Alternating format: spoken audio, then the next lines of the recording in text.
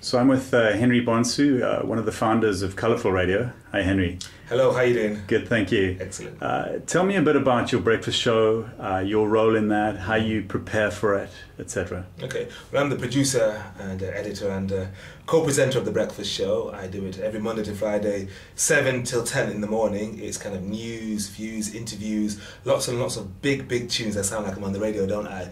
But it's really about giving people an alternative to some of the breakfast shows out there, both in terms of the music and the speech. So there are three of us in here each and every morning. There's myself, my co-presenter Juju, a very feisty woman in her mid-30s, and then Toby Kell-Og, a man in his 60s, but he really thinks he's 35 with a 7-foot chihuahua. And we kind of have a radio zoo format.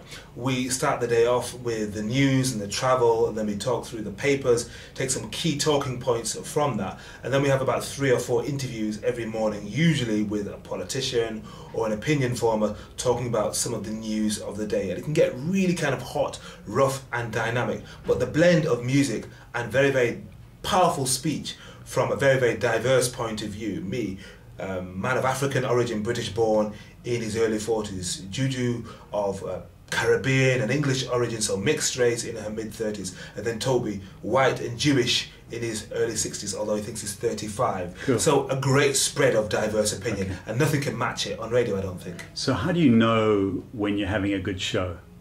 I think we know when we're having a good show from the feeling that you get inside, from the dynamism, the energy and the conversation that we have. Sometimes we're rowing along, we think this is really good.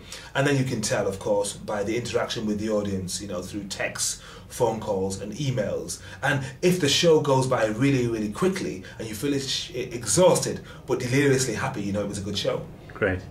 So what advice do you have for someone who's thinking of becoming a broadcaster? I would say to them, what are you listening to? What do you watch, and would you like to do that show? How would you prepare for it?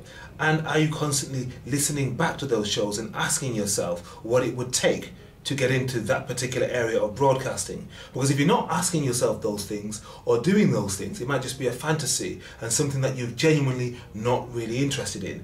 What you need to do, if you're at college or if you're still at school, is try and write a little blog about it. Write little reviews about those programs, and maybe you can post them online and ask other people to contribute to them, because that will help build up a profile for yourself and others, and build up a level of experience. So when you do approach somebody, you can say, this is some of the work I've done.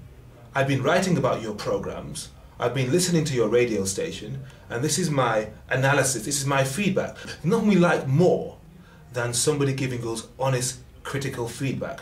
Because if we don't get that, then it's kind of a passive experience. We're not really sure if you're genuinely interested. Okay.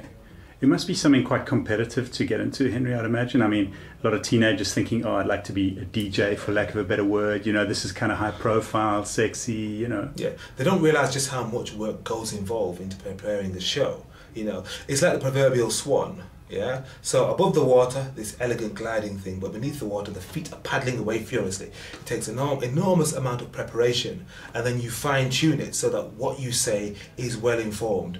And you've got to constantly think about how you're attracting an audience. Why should they come to you? Just because you sound nice on the radio or you look good on TV? No, it's because you're offering something different. You've got to say to yourself, what's different about me? What am I offering? When I look at what's out there, how do I see myself? How do I add to what people can already get? And then you can actually say to yourself, okay, it's worth me trying to go for this.